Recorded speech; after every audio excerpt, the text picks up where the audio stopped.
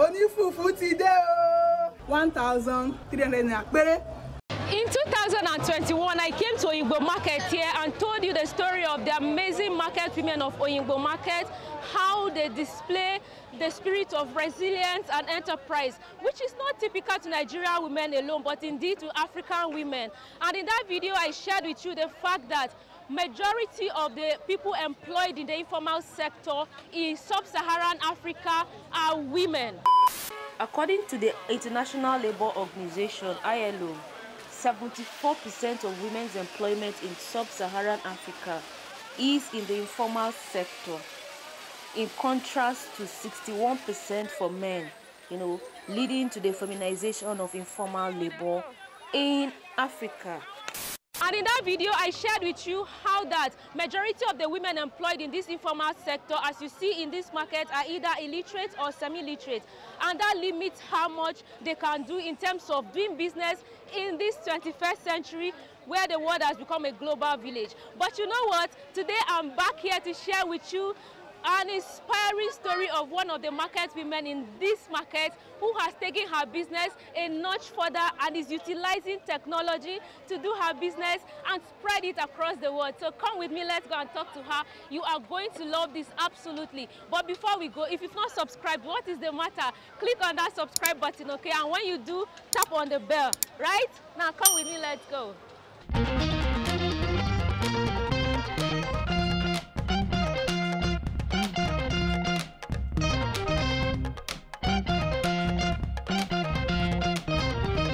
The market, Oyingbo, is located in Ebute Metta area of Lagos State. It was established in the early 1920s as a depot for agricultural produce, but has expanded over the decades to a bustling food market.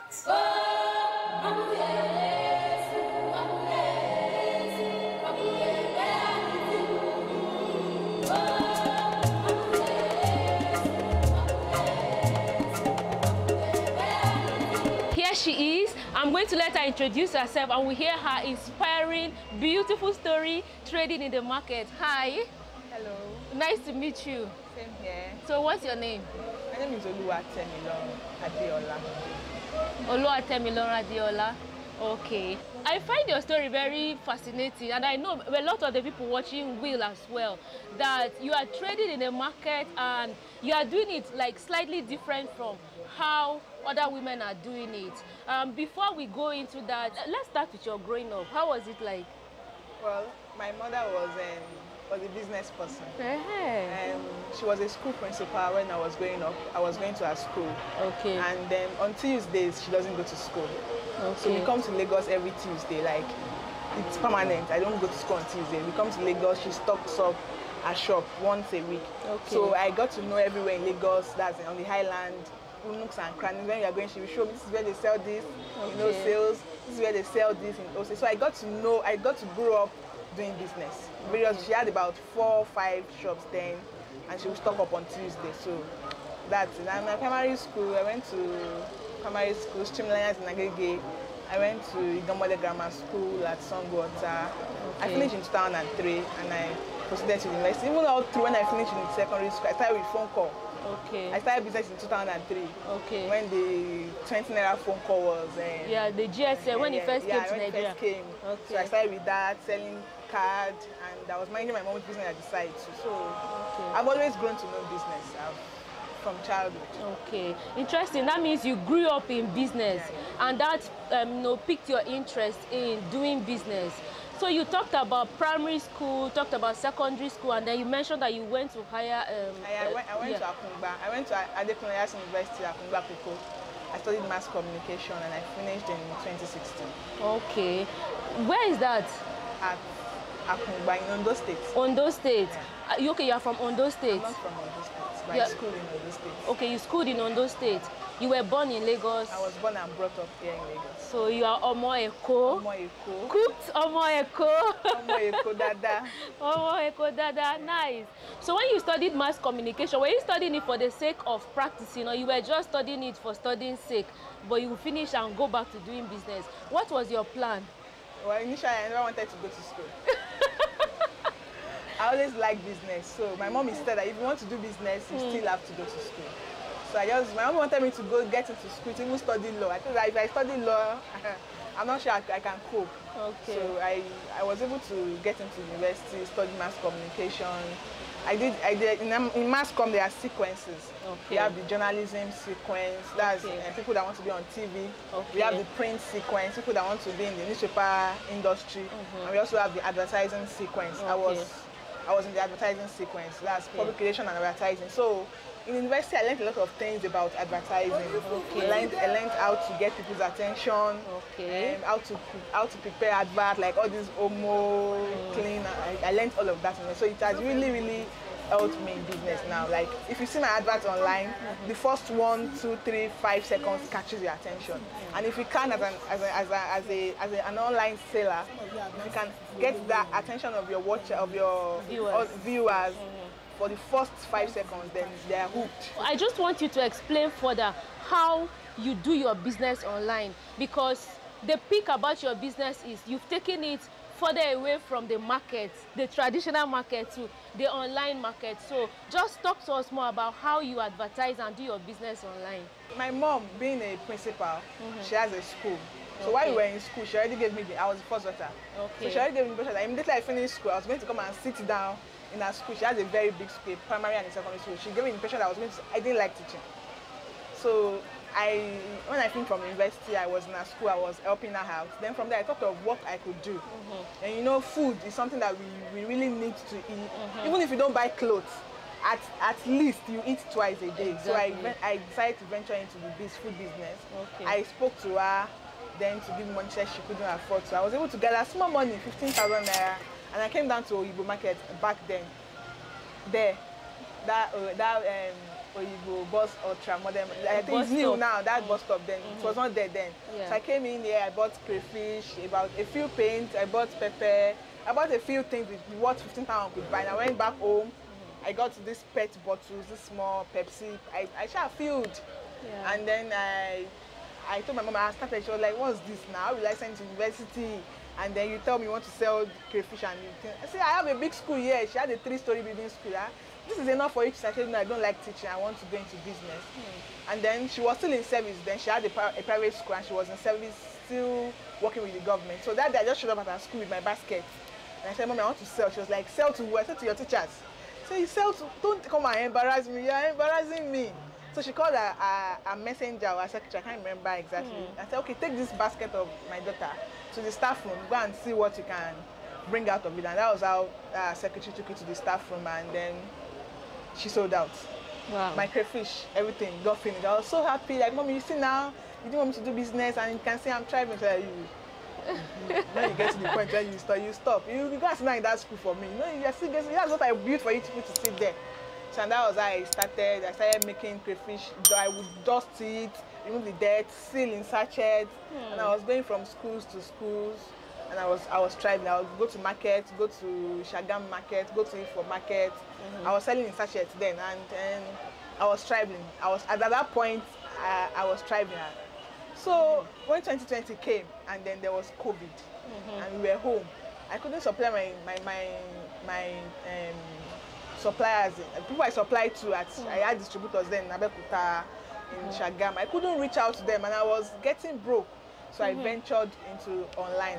I went into getting to learn how to sell on Instagram and all of that. So basically Oretide Foods started on Instagram in 2020 during the COVID-19 pandemic. So and since then we have been thriving. And my advert has been crazy. My first advert on Instagram, I think that advert gave me about 7,000 followers. Wow. Was my stockfish. It was on my head, and then when I look at that video, I just look at it and I smile. Like I didn't know that God was going to take me this far. Yes. And since then it has been wonderful. Though we have our ups and downs, we have getting food. They are perishable, they get spoiled, but all along we are thriving, and it's been good.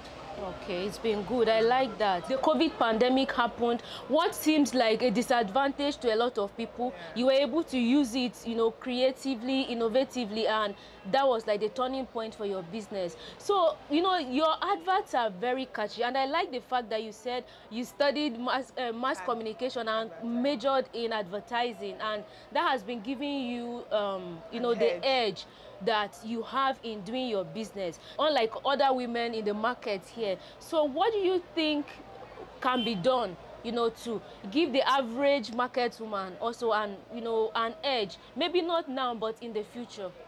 Oh, education is the key. Like, education is really the key. Like, you can't, even our educated elder ones, like my mom now, there's a limit to what she can do on social media. At times she'll call you, come and check this WhatsApp for me, come and help me send this.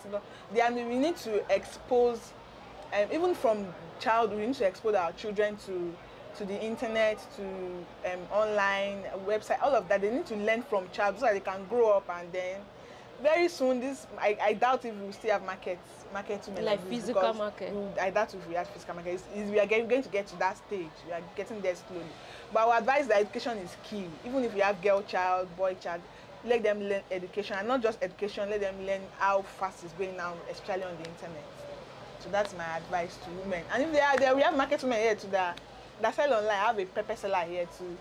I think her daughter or her son helps her to sell online. So if they have children that can help them market online, they can try. The market is so wide that even if everybody here is online, we still cannot cover the market. It's so wide. I like that. Encouraging access to education for both boys and girls.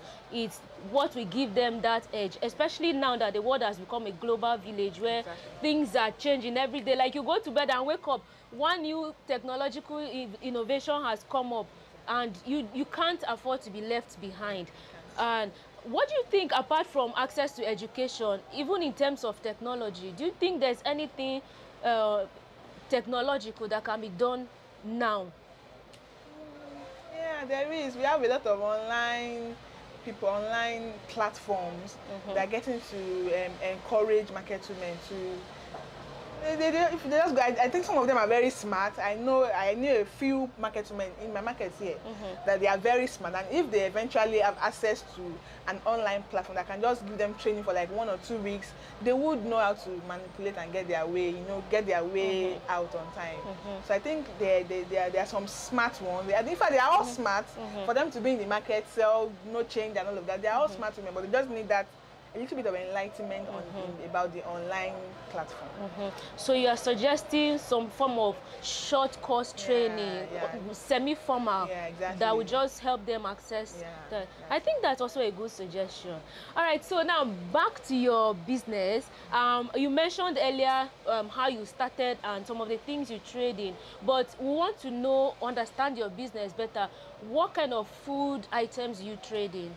I trade in all dried food items, majorly all dried food items. And then the demand for it outside the country is so high. It's so high. Like a pint of gari here in Nigeria now sells for about 8,500 naira. And if you are taking that pint of gari to, let's say, the UK now, you get it in the UK for around 15,000 naira per pint in naira. So the Nigerians are really they are really trooping out of the country, and when they get outside the country, they begin to miss their Nigerian delicacies, and so they begin to request for it. It's very expensive over there, but they still want to feel that home. So the export market is so wide. I mean, so wide that even if every Nigerian becomes an exporter, we are not still going to cover up the market. That's to tell you how high the demand outside the country is. We have demand. At times I get demand for limestone, I get demand for dry ginger, I get demand for like no, I can't even stress myself outside what I already know. So demand is so high. I think the government should look into it. A lot of things that we have that they just want to have access to it there. So by what you said, now you have a market even beyond Nigeria. Like in which countries? I have a store in the UK. You have a store in the UK where you export these to? I send my goods there. Somebody's there managing it for me. So I send my goods there, and my online customers that already know me in Nigeria, you just go there, buy and pick up. Wow. That's amazing. So what specifically, can you mention some of the food items you sell? Dried food items, crayfish. I import stockfish as well. My warehouse is at Ido Market. Okay. Stockfish, crayfish, egusi, ogbono, all dried. Periwinkle, dried vegetables, if you want your ugu, your ewedu, your afang, your ukazi, your utazi, ugba, ukwa, all these Igbo food, I sell them dried so that they can withstand them time. Yeah. By the time they take off from here to wherever they are going to. So I sell all this dried palm oil, groundnut oil, everything you can think of. That's food. Because I can see gari. Yeah, I sell everything that has to do with food. Sure. I like that you mentioned something earlier that someone was asking for dried ginger and some other things, but you said you wouldn't want to go beyond that. So that's actually an opportunity for someone else to start a business of exporting ginger and other things that are not commonly found, abroad for Nigerians. So how did you start? How were you able to, go beyond the Nigerian market? Because someone might be interested. They say, well, how do I start? How do I start? So how did you start? Your experience, might help somebody. Well, I really can't say because, I do research a lot. Okay. If you really want to start export, this is it's not supposed to be for free, but because of I'll be giving you for free. You see? If you want to start export and you don't want to pay anybody to teach you export, just go online. Okay. YouTube has over 1 million videos. Just keep checking. Not all will be useful to you, but you get hints, you know how to go about it. Then on Google, the world is a marketplace, you can learn virtually anything online now, especially on YouTube. I don't joke with YouTube at all. A lot of things. In fact, my second business, I learned every damn thing I know there on YouTube. So go on YouTube, search for everything that you need to know about export. You see videos, a lot of detailed free videos that you can learn from. You can access from. Okay, so her tip is research. If you want to start exporting, research, and it's not free. But if someone pays you, say, Oretide, teach me. I take export classes. I've had over 1,000 students that have trained exporting at the moment. You see? And it's not expensive, very affordable. In a few days now, we already have our flyer. We'll be starting another training for people that want to venture, people that are already in the food industry, because the food industry itself, it has its ups and downs. They learn a lot of things, types of egusi, types of ogbono. So you already have to be in the food industry. That's the basics. You already have to know that for you to even want to venture into export, you have to know how to preserve, the processing aspect of it. It's very important before you want to venture into export. You started this business a long time ago, but one would be wondering, where do you source your food items from? Do you buy them here in Lagos, or you buy them outside Nigeria or from other parts of the country? We have a lot of sources. Okay. A whole lot of sources. Like, let's take ogbono for example now. Ogbono has various sources. There are times that, let's take January for example, Cameroon gets to harvest their own ogbono. Let's say in February, Bogon in Osun State gets to harvest their ogbono. Let's say in March, Bayelsa has to harvest their ogbono. So we keep going around like that for when each person gets to harvest their own. They have from Ado, we have from Badagry, Cameroon, Ghana, Osun State, scattered around like that. We have from Benue State. No, I've not heard from Benue. From Bayelsa, Enugu, Anambra, we get from different sources. Brings it down to us here in Lagos. Okay. Wow. So you get all the way even from Cameroon. Yeah. From Ghana. Yeah. Okay. So that's interesting. That means you are also engaging in interregional trade, buying I have a partner that does that. I have a partner that does the sourcing of all the things like that. Like Ogbono, he traveled a few days ago. Was there yesterday? He went to Bogon. He's Igbo. He went to Bogon to source Ogbono. It's their harvesting period in Bogon. So I think after that, maybe in the next 2 weeks, we'll be going back to Cameroon. Cameroon is going to be harvesting in the next week. So it just goes round and round like that. I'm smiling because I was in Cameroon in February. So it's good to know that, we are trading amongst ourselves to promoting interregional trade. So what has your experience been like? Every business always has experiences, ups and downs and all. So what has your own experience been like? Well, my major experience is rejection. Rejection. Yeah, rejection. Rejection has really pushed me so far. Yesterday on my WhatsApp status, I was sharing some things, and people even had to call me late and like that. You really went through all of this? while I was in school, I was engaged to my partner. We had 3 kids together. And then when I wanted to start this business, it was not so supportive. Like he didn't like it. Aside from our house, inside our sitting room, and you know, the first day he walked in and saw me doing crayfish, he was so angry. Why will you bring crayfish into my sitting room? And you know, it was not supportive at all. So I think we went in conjunction with my mom. My mom eventually supported me, not so long, but him, he was just off it. Yeah. And then we had issues. Like when I got pregnant with my 3rd child, it just disappeared. Wow. It disappeared into thin air. I had 2 kids before that one. And then it was just me alone to fend for the children. You know, it was tough. My entire capital was not up to 50,000 naira then. So you know, that rejection. I was pregnant. 3 months into the pregnancy, it just disappeared. It disappeared. I didn't see him for months. Wow. So I had to fend for the family, and I kept pushing that. I just know that I'm going to have to make it in this business because I have nobody to run to. I was literally a beggar because my entire capital was not even up to 50,000 naira as at then. So I was striving hard. I would beg for dinner for my kids. When I was about to give birth, I couldn't even afford to buy any of my baby things. And he was still on his sojourn. He went to live with one of his girlfriends.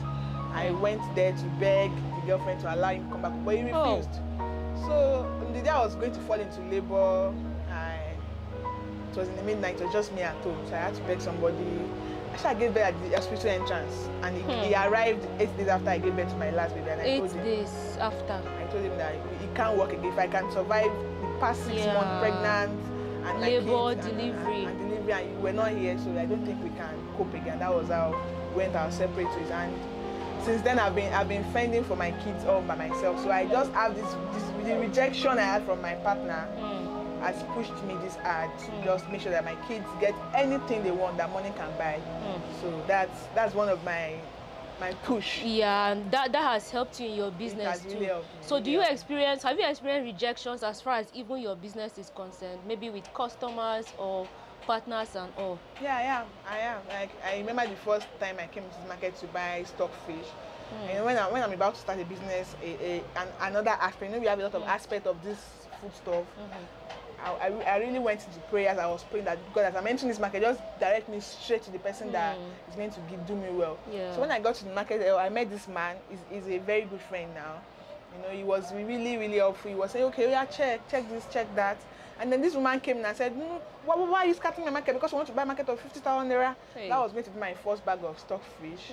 And I really felt bad. Like, the way she addressed me, I really felt bad. Though now I get to supply them goods. You see? I supply them. I know so you supply to her now? I supply to them. I get to call him, Oga, come, let's go to the warehouse, and there's goods incoming now. But, you know, rejection pushes you really far. You know, I like that you really need to convince them that success is the best revenge.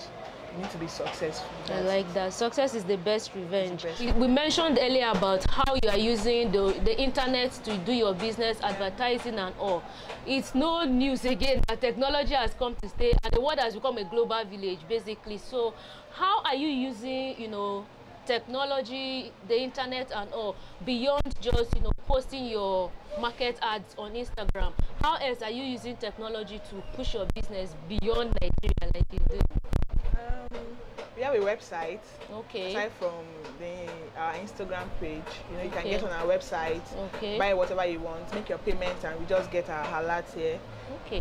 We have our WhatsApp too. We have about 2 different WhatsApp that are being managed by us. So you can always reach us from all apps, Instagram, WhatsApp, our website as well. You can reach us from there. Then we update from Instagram. We can send it to you anywhere you are in the world, UK, US, Canada, wherever you are, we get it to you.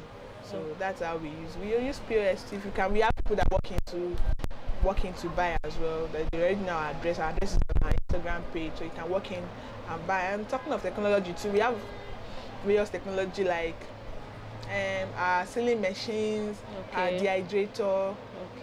That you know what most of our farm produce here in Nigeria are seasonal. Like when we get into the dry season now, there's some things that will really go up, like our leaves, our vegetables, they really go up. So we use the dehydrator to dehydrate when they are in season, so that we wouldn't run out when it's dry season. So dehydrator has really helped us. We dry our ewedu with our dehydrator. We dry beans. If you want to dry plantain, just to turn them into flour, so that they don't run out of season and they don't go bad as well. So, what payment platforms do you use on your website to make for people to make payments to you? We use Paystack. Paystack. You know, her story is very inspiring, and I love that, you know, she's taking her business a notch further because obviously of the advantage she has with education. Okay, so your business, the way you talk about it, it seems like a big business, so to say. Do you have any employees?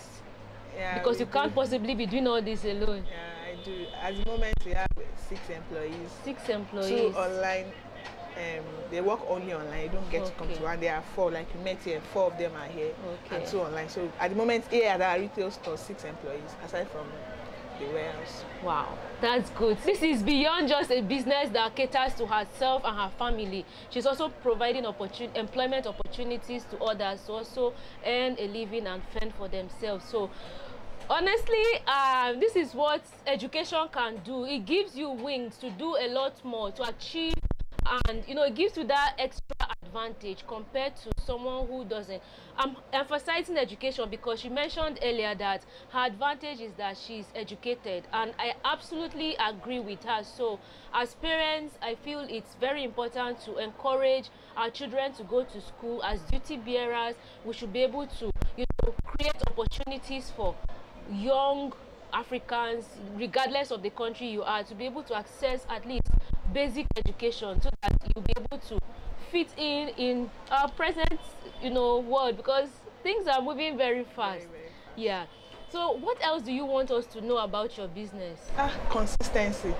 Consistency is what keeps you going when there is no motivation. It's not every day that you get motivated. You don't get to listen to motivational quotes every day. You know, when you're consistent, you're committed and concerned that I just have to show up.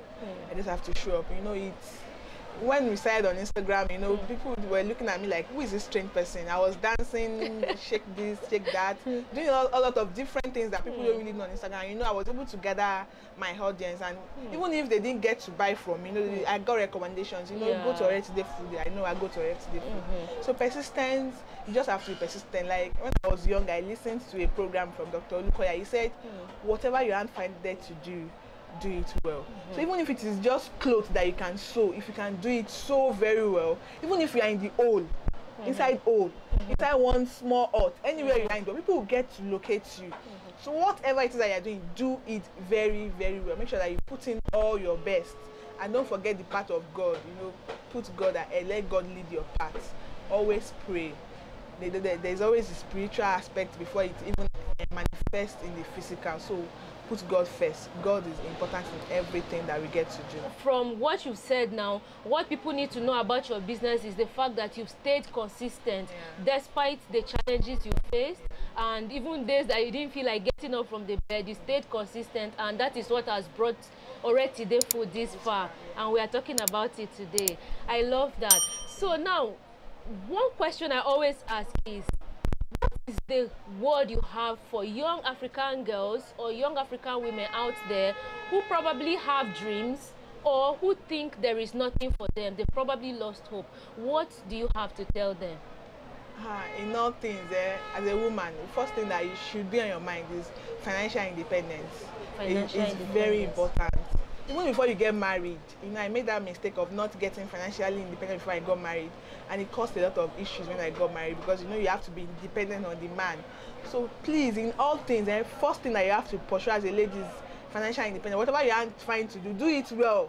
Do it well and make sure that you make money from it. Independence is important, and don't forget the aspect of God. Like I said earlier, God is God, and you know, when you put everything in God's hands, you always come out positive. There can never be negativity from it. So God first. Financial independence is very important for every woman. Don't ever think of marrying a rich man. You yourself be that rich woman that you want to marry. Be that rich woman. You know, have that money, have your money, take yourself on vacations. It's important. Then you get to meet people, and you know they can't just throw you head now. When you have your money, you know, money is I love that. So financial independence should be one of the major goals you are going to pursue as a young African woman or a young girl before marriage, you know, because I like that in this part of the world, in Africa, in Nigeria inclusive, it's always that women should aspire to marriage. Right from a young age, they train us to aspire to marriage, but the aspect of financial independence is not usually emphasized. So I like the fact, and you've used yourself as an example for like how mom. You know, my mom too, she trained us in that way. You know, she has 4 girls, and all of us are in business. All 4 of us are in business. Wow. We have a lawyer, we have a doctor. They all are in business. So she trained us. She was independent, and she was putting us. She was showing us. Even growing up, you know, in business, she was leaving us in a shop, and she taught us that firstly you have to do business, get money. Because you mentioned that she was a proprietor, a principal, but she still had businesses. She has shops around. Yes, so it's important. Important to have those female power figures, you know, to motivate you. Exactly. Your mom was that example you had. You've come such a long way, and your business is thriving. You know, you are doing so well. First of all, congrats. It's not easy doing business anywhere in the world, not to talk of a place like Africa or even Nigeria. So what plans do you have for your business for the future, say in the next 5 years or 10 years? Wow. I would really want Oretide Foods to be an household name. Okay. Just like you hear Coca-Cola, Pepsi, and the rest of it. And then I'm looking at having stores in major countries where we have high population of Nigerians, like in the US. We already have a store in the UK. Okay. We have in the UK. We are looking at having in the US, having in Canada, having in Dubai. I think there is one more. Australia. Those 5 countries, you know, we have huge population of Nigerians, and they really demand for food. And also we are expanding here too. We have about 1, 2, 3, 4. We have about 4 shops here already. 4 shops. This is one. This is going to be converted into an office soon. And the one you saw behind. And we have another one at the 2nd floor. Then the last one, that one is rented out too. Wow. So we are expanding because we need space, storage. You know, there are times we need to store. Like palm oil, we need to store ahead of when it's in season against when it's not going to be in season. So we need a lot of space. So we are expanding here in Lagos too, but we intend to expand on the international level too. So that's it. Okay, that's good. Good to know. This business, you said you started it with 15,000 naira. Yeah. And you have stores. How many stores now? And you are trying to expand. Yeah, we already have a store in the UK. We are looking at having in the US as well. So what's your secret? I know you've talked about consistency and all, but is there any other thing that you've done differently that has helped you to stay, you know, in business and expand, you know, that capital was able to grow the business up to this level? There's actually no secret. There's no secret to success. You have to be persistent. You have to show up even when you are feeling sad and, you know, emotionally you're not balanced, or maybe you are going through issues. You just have to show up. So just keep being persistent, be consistent, hard work. Research is important. You know, read about people that thrived in business. I read books a lot. I just ordered a few books a few days ago. I read books a lot. You know, read more, research. Your competitors too. Go to their pages, get 1 or 2 things. Just keep gathering knowledge. Add 1 to 2 to 3. Gather from different brands. Before you know it, you're up. It's really easy to make it in Nigeria. Yeah, it's very easy to make it in Nigeria because, you know, I was out of the country some months back, and I saw that you must pay tax. Outside Nigeria now, if you want to just start something as small as a coffee shop, it will take you nothing less than 6 months to do the paperwork. But here in Nigeria, just look for one small space, pay one baba sikira somewhere, and some tax, and you know they're giving you space to start it. But outside the country, it's not like that. So it's very easy to make it in Nigeria if you can be hardworking and you can be persistent. You will definitely make it. Okay. All right, guys, so you've heard her. Just take the step and stay persistent. That has been her secret. Again and again, that has been her secret. So thank you very much for sharing your business story with us. Before we go, I know some people watching might be interested, especially maybe those in UK or even those in other parts of, you know, the world watching us. They want to patronize Oretide Food. How can they contact you? You mentioned your website and Instagram. So website, what are they? Our Instagram page is Oretide Foods, just Oretide Foods. Then we have our international page to Oretide Foods International. Okay. And our website is www.oretidefoods.com. So you can always access us from there. Our numbers are on our bio on Instagram, our website. We have our numbers there. So that's it. That's it, guys. So you heard it. What are you waiting for? Contact them for your Nigerian food. And even if you're not a Nigerian, because I know that there are other Africans that also eat Nigerian food. So go on and, you know, contact them. They will send it to you. There you have it, guys. You've heard the story of Oretide Foods, how it started and how far it has come. One thing we would not emphasize enough is the fact that education gives women and girls the edge and empowers them to survive in our modern society where the world has become a global village and things are changing at the speed of light. So one thing, if nothing else, that you would take away or we would want you to take away from this video is to encourage access for young girls and boys to school so that it empowers them and prepares them to be able to function effectively in our modern and future society.